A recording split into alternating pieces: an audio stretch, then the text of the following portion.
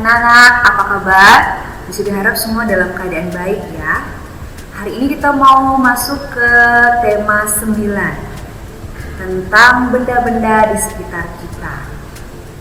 Dan subtema 1 judulnya benda tunggal dan campuran.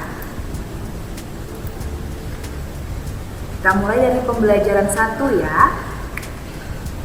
Ya, kalian bisa mengamati di buku di halaman 2 itu ada sebuah iklan. Kalian pernah melihat iklan? Bisa dirasa sering ya, baik itu iklan yang ada di majalah, di koran, ataupun juga yang ada di televisi. Nah, apa itu iklan? Iklan adalah suatu cara yang digunakan untuk menawarkan atau mempromosikan suatu barang dan jasa. Nah, di halaman 2 itu ada sebuah iklan tentang mesin cuci. Ya. Nah, berarti iklan yang kalian lihat di halaman 2 ini menawarkan atau mempromosikan mesin cuci. Nah, iklan ini biasanya seperti yang dijelaskan tadi ada di koran, majalah, dan juga di televisi atau radio. Ya, kalau kalian sudah paham dan mengerti apa itu iklan, nah sekarang silakan kalian jawab pertanyaan di buku paket di halaman 3 seperti yang ada di slide ini. Oke, kalau sudah, selanjutnya kalian bisa membaca teks di halaman 4. Nah, di halaman 4 itu ada gambar-gambar sak tunggal. Nah, ini ada air, kemudian ada emas, gula, dan juga garam. Ya. Kenapa barang-barang ini disebut sebagai sak tunggal? Lihat. Ya, karena tadi itu ya ada emas, kemudian air, gula, garam itu merupakan sebuah materi yang sejenis. Beda dengan campuran. Kalau campuran itu terdiri atas beberapa jenis materi atau sak tunggal. Dan campuran ini dibagi menjadi 2. Ada campuran homogen dan juga campuran heterogen. Apa perbedaannya? Kalau campuran homogen itu merupakan campuran yang zat penyusunnya tercampur sempurna sehingga tidak dapat dibedakan. Contohnya air dengan garam. Jadi ada air, kemudian kamu masukkan garam di dalamnya, kamu aduk. Ya, lama-kelamaan garam yang tadi wujudnya padat itu nggak akan terlihat lagi dan nggak bisa dibedakan. Jadi sudah larut ya, atau tercampur menjadi satu. Contoh lainnya ada sirup, udara, perunggu, dan kimia. Nah, kemudian apa itu campuran heterogen? Campuran heterogen merupakan campuran yang zat penyusunnya tidak tercampur sempurna. Ya, kalau tadi yang homogen tercampur sempurna, yang heterogen tidak tercampur sempurna. Itu perbedaannya. Ya. Contohnya adalah campuran air dengan kopi. Kalian mungkin pernah bikin kopi di rumah atau lihat papa, mama bikin kopi mungkin di rumah. Kamu bisa lihat ketika kopi itu dicampur dengan air panas, kamu bisa lihat lama-kelamaan bubuk kopi itu akan mengendap di bagian dasar dari gelas. Itu membuktikan bahwa zat penyusunnya tidak tercampur dengan sempurna. Itu yang dinamakan dengan campuran heterogen. Ya, nah berdasarkan apa yang sudah tadi Miss jelaskan dan juga apa yang kamu bisa baca di buku di halaman 5, kamu silakan kerjakan teks ya di buku paket soal nomor 1 dan 2.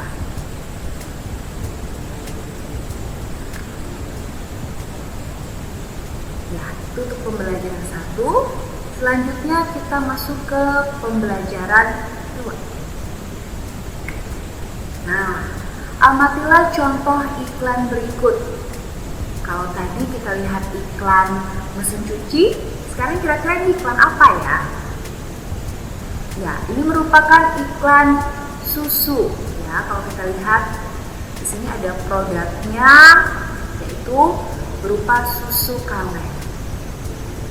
Ya, seperti yang Miss jelaskan tadi, bahwa iklan itu adalah pemberitahuan mengenai suatu barang atau jasa kepada masyarakat. Ya, dan pemberitahuan itu dilakukan dengan menarik sehingga pembeli atau konsumen itu tertarik untuk membeli barang atau jasa yang ditawarkan di dalam iklan. Ya. Kemudian iklan itu dapat disampaikan melalui media cetak, audio, dan juga elektronik. Iklan ini memiliki beberapa unsur. Yang pertama ada nama produk, ya, ada gambar yang menarik, kalimat iklan, keunggulan produk, harga, nomor telepon, dan alamat pengiklan.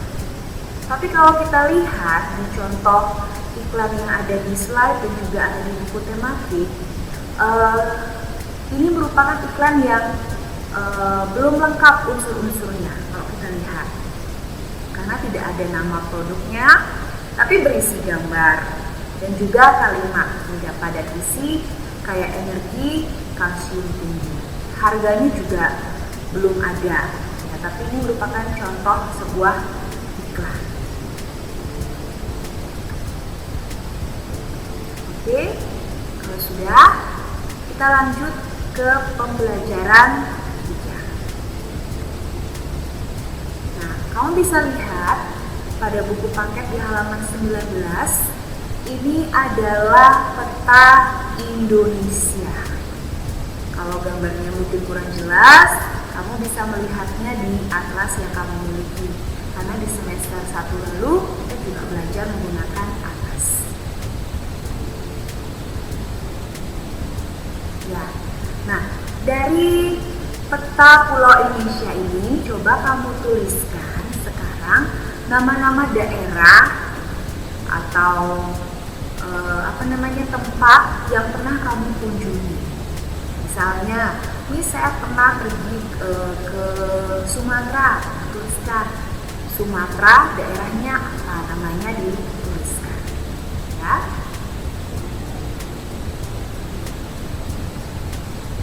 Oke, kalau sudah kamu selesai menuliskan daerah atau tempat yang pernah kamu kunjungi di Indonesia, kamu bisa memperhatikan atau melihat peta Provinsi Jawa Tengah di halaman 21. Ya, mungkin foto atau gambar yang ada pada slide kurang jelas. Kamu bisa melihatnya lebih jelas pada atlas yang kamu miliki. Nah, perhatikanlah peta Provinsi Jawa Tengah berikut. Ini adalah gambar peta Provinsi Jawa Tengah. Ya, jadi Provinsi Jawa Tengah itu beribu kota di Semarang. Nah, letak geografis kota Semarang itu sekitar 110 derajat bujur timur dan 7 derajat lintang selatan.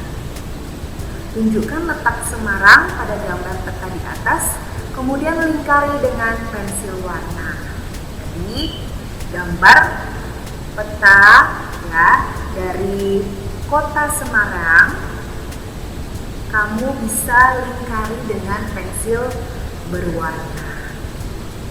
Nah, dengan memperhatikan mana yang termasuk lintang utara atau lintang selatan dan bujur timur, seperti keterangan yang ada di dalam buku tematik. Kalau kamu sudah menemukan kota Semarang dalam peta di buku tematik ataupun juga di atlas, sekarang pilihlah 10 kota kabupaten pada peta di atas, kemudian tuliskan letaknya menurut garis lintang dan garis bujur.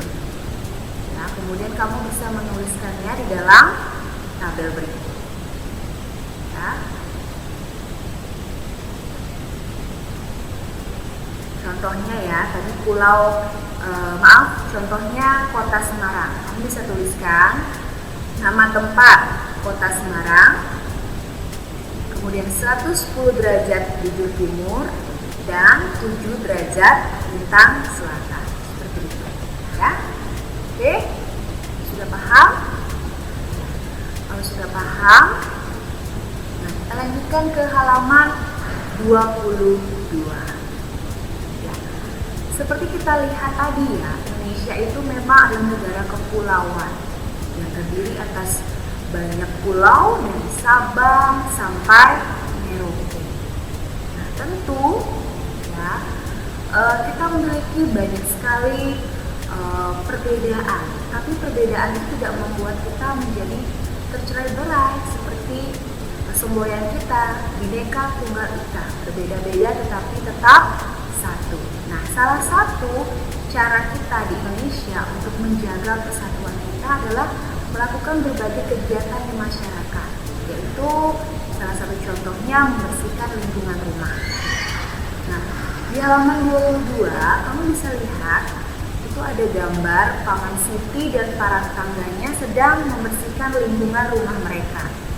Ya, ada yang mengganti bola lampu, ada juga yang membersihkan selokan, dan ini merupakan contoh sikap hidup rukun dalam persatuan dan kesatuan. Nah, di sini yakin di rumah atau di lingkungan masyarakat dan di sekolah kamu pun juga sering melakukan kegiatan-kegiatan seperti ini. Nah, sekarang karena belajarnya di rumah, kalian coba diskusikan bersama orang tuamu di kegiatan halaman 23 mengenai contoh sikap yang mencerminkan persatuan dan kesatuan. Nah, jawaban kalian bisa tuliskan pada tabel halaman 23. Di sana Miss kasih contoh satu ya. Contoh perilaku yang mencerminkan persatuan dan kesatuan, membersihkan lingkungan bersama-sama. Kemudian, contoh perilaku yang tidak mencerminkan persatuan dan kesatuan. Contohnya tidak pernah ikut serta dalam membersihkan lingkungan.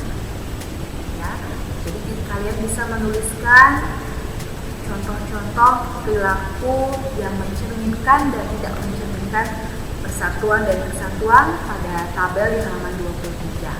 Kalian bisa mengerjakannya dengan berdiskusi bersama orang tua.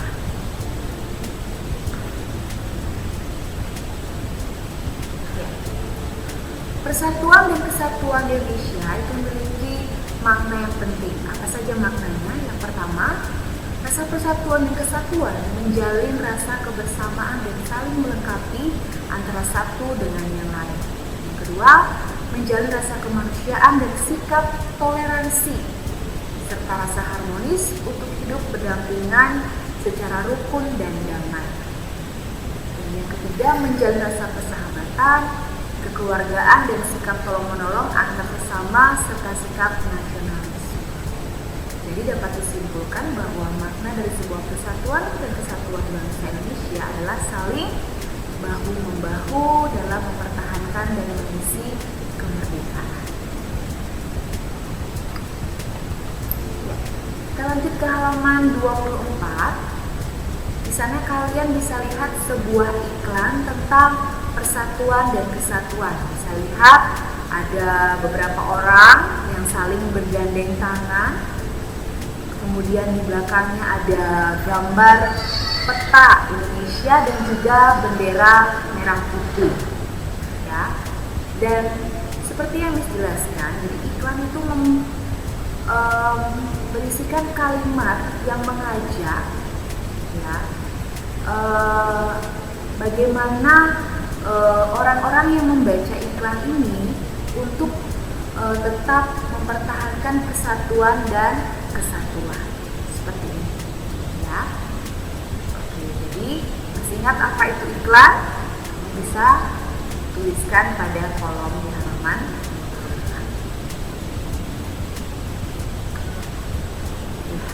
Sekarang kita lanjut ke pembelajaran 4. Di buku halaman 28 kalian bisa amati itu ada beberapa gambar. Nah, gambar tersebut merupakan gambar dari kenampakan alam. Apa itu kenampakan alam?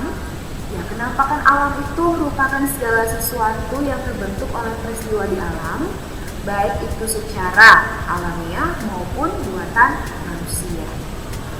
Kenampakan alam ini dibagi menjadi dua bagian, yaitu daerah daratan dan daerah perairan.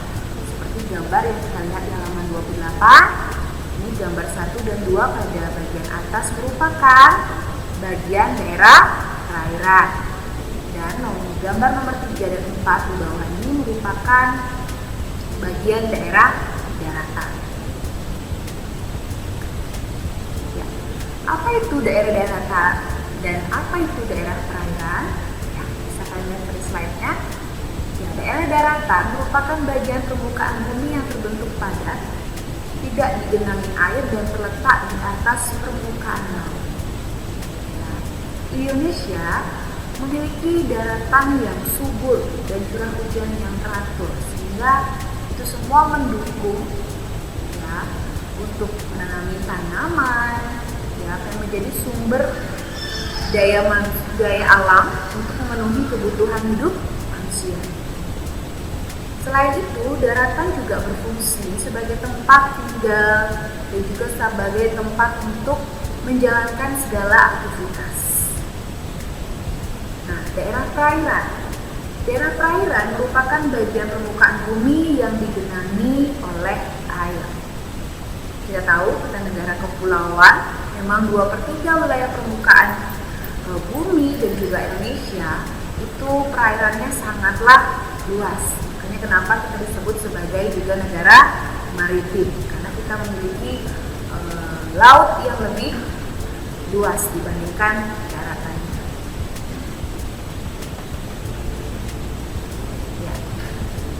Berdasarkan cara bentuknya, kenampakan itu ada dua, ada yang kenampakan alami dan buatan. Kalau yang alami itu terbentuk secara alami, tanpa campur tangan manusia. Contohnya pegunungan, gunung Merapi, laut, sungai, danau, rawa, selat, teluk, dan sebagainya. Sedangkan kenampakan buatan, ini terbentuk karena diciptakan oleh manusia. Contohnya adalah waduk atau bendungan, kemudian kawasan industri, perkebunan, pemukiman, sarana transportasi, dan juga pertanian. Ya, wilayah daratan maupun wilayah perairan memiliki beberapa ciri-ciri. Kita mulai dari wilayah daratan ya. Ada daratan atau dataran tinggi. Nah, ciri-cirinya antara lain terletak pada ketinggian 300 sampai 600 meter di atas permukaan laut, kemudian memiliki udara yang dingin dan sejuk, dan biasanya digunakan sebagai lahan perkebunan. Contohnya kalau di sini di daerah Bedugul seperti itu ya, atau Kintamani, merupakan dataran tinggi. Selanjutnya dataran rendah. Ya.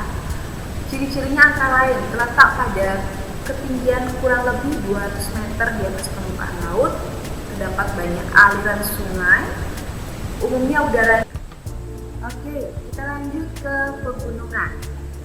Pegunungan memiliki ciri-ciri antara lain terdiri dari ketinggian lebih dari 700 meter di atas permukaan laut, memiliki udara yang sangat sejuk dan segar. Ya, dan daerahnya banyak sekali digunakan sebagai lahan perkebunan, baik bunga maupun sayuran. Selanjutnya Tanjung.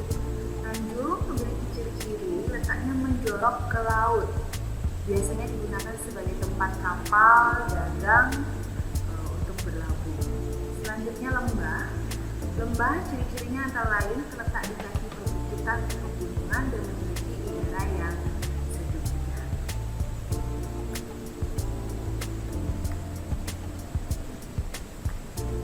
Oke, kita lanjut ke wilayah perairan. Ya.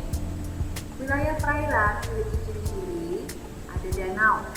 Danau ini ciri-cirinya adalah terbentuk dari letusan Gunung Merapi atau pergeseran muka bumi. Kemudian rawa. Rawa memiliki ciri-ciri banyak tanaman air seperti eceng gondok dan biasanya terletak di daerah pantai. Selanjutnya sungai.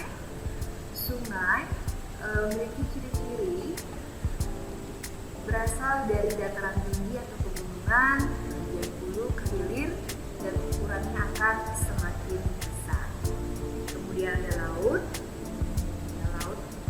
Ciri-cirinya antara lain menghubungkan satu pulau dengan pulau lain. Kemudian airnya mengandung garam, memiliki dua bagian yaitu dangkal dan garam. Yang terakhir ada teluk. Nah, ciri-cirinya antara lain perairan yang menjorok ke daratan dibatasi oleh daratan pada ketiga sisinya. Nah, itu merupakan ciri-ciri wilayah daratan dan juga perairan. Dari penjelasan dan juga slide yang kalian baca, kalian bisa menuliskan kembali tentang kenampakan alam yang ada di wilayah daratan dan juga perairan serta dengan ciri-cirinya. Nah, untuk ini bisa akan mengambil penilaian untuk mata pelajaran IPS dan 3.1 dan 4.1 ini. Mohon dikerjakan dengan selanjutnya, kalian bisa membaca bacaan halaman 30.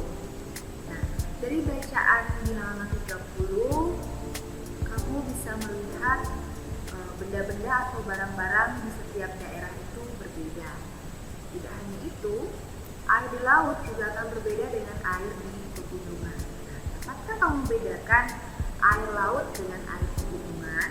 Dari bacaan halaman 30, sudah kamu pahami, kamu bisa menuliskan pada kolom di halaman 30 tentang apa perbedaan air laut dengan air pegunungan. Selanjutnya, kamu bisa mengamati iklan di halaman 31. Merupakan contoh iklan ya, yang berbicara tentang air. Nah, perhatikan iklan berikut. Kemudian kamu jawab pertanyaan yang ada di bawahnya. Apa isi kedua iklan pada gambar di atas? Bisa ya, dengan cara mengamati kedua iklan di halaman 31.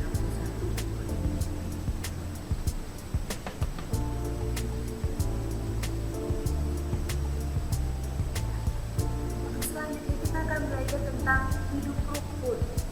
Ya. Di slide kamu bisa melihat itu ada gambar Pak Tagor mengajak Siti dan teman-temannya membersihkan parit kecil yang ada di samping sekolah. Ya, kita bisa lihat mereka saling bekerja sama untuk membersihkan parit. Ada yang mencabut rumput, ada yang menyapu, ada juga yang mengangkut pasir atau kotoran-kotoran yang ada di dalam parit. Nah, ini merupakan salah satu contoh hidup rukun. Hidup rukun itu sangatlah menyenangkan. Ya, kenapa? Karena kita mendapatkan begitu banyak manfaat. Pertama, lihat contoh di gambar ini ya, pekerjaan menjadi tepat selesai. Karena apa? Karena kita saling bantu membantu. Ada yang tugas rumput, ada yang tugas menyapu, dan lain sebagainya. Itu salah satunya. Sekarang, menurutmu apa saja manfaat hidup rukun? Kamu bisa menuliskannya pada tabel.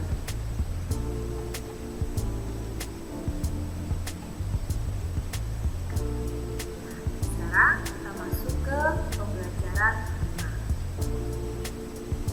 Amatilah iklan berikut.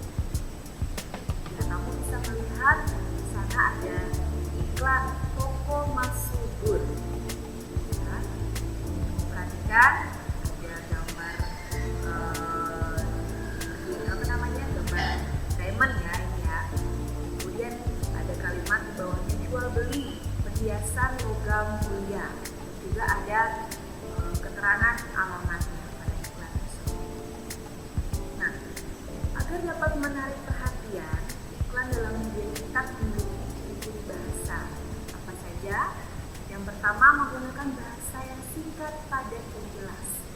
sehingga mudah untuk dipahami atau dimengerti oleh konsumen. Yang kedua, menggunakan bahasa yang memikat dan memiliki daya sugesti. Jadi kalimat itu mempengaruhi seseorang untuk membeli barang atau jasa yang ditawarkan dalam iklan tersebut. Yang ketiga, menggunakan kata konotasi yang positif di kalimat-kalimat yang memiliki makna yang positif. Dan isinya bersifat positif, jujur, singkat, jelas, dan benar. Itu adalah ciri-ciri bahasa yang perlu diperhatikan dalam membuat sebuah iklan media cetak.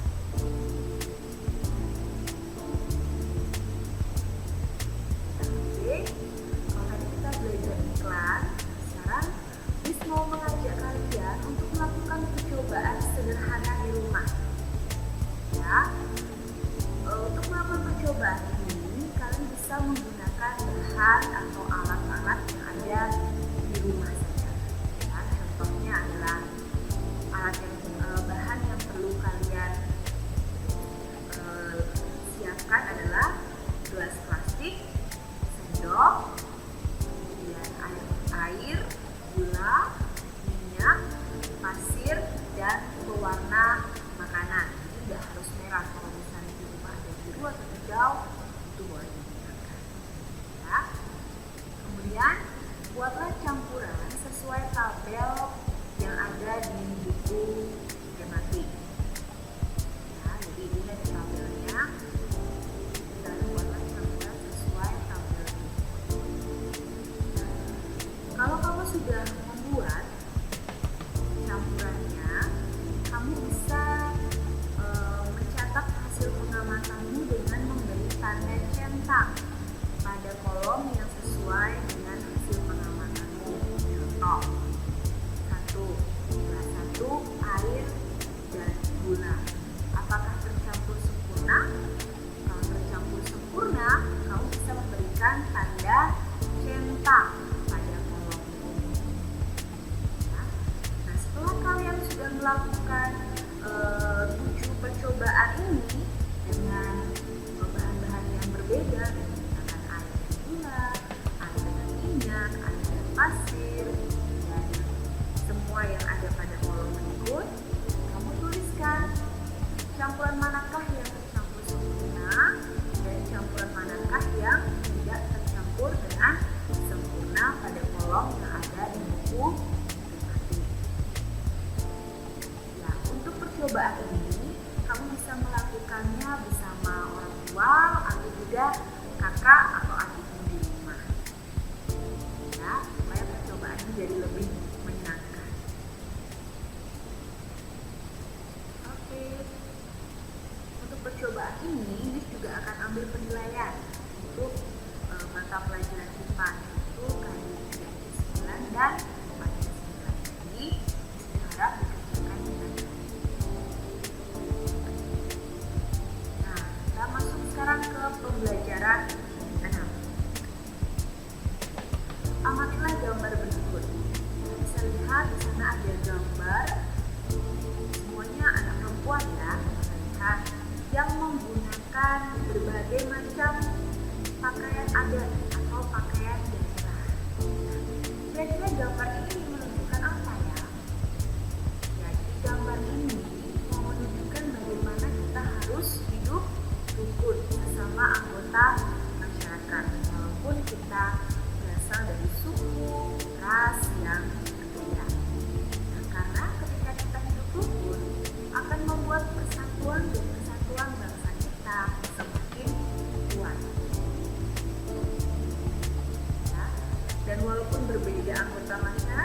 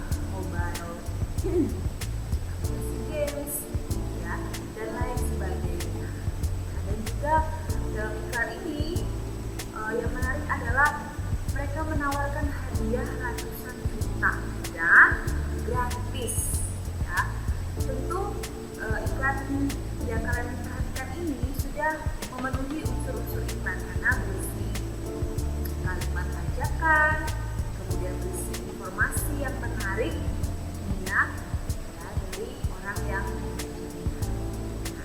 Kalau kalian sudah memperhatikan iklan ini, kalian bisa mengerjakan soal nomor 1 dan 3. Dan untuk soal ini juga lakukan penggunaan bahasa Indonesia kali menjadi 4 dan 4/4. Harap kalian bisa mengerjakannya dengan baik. Oke, sekian untuk tema 9 subtema 1. Saya harap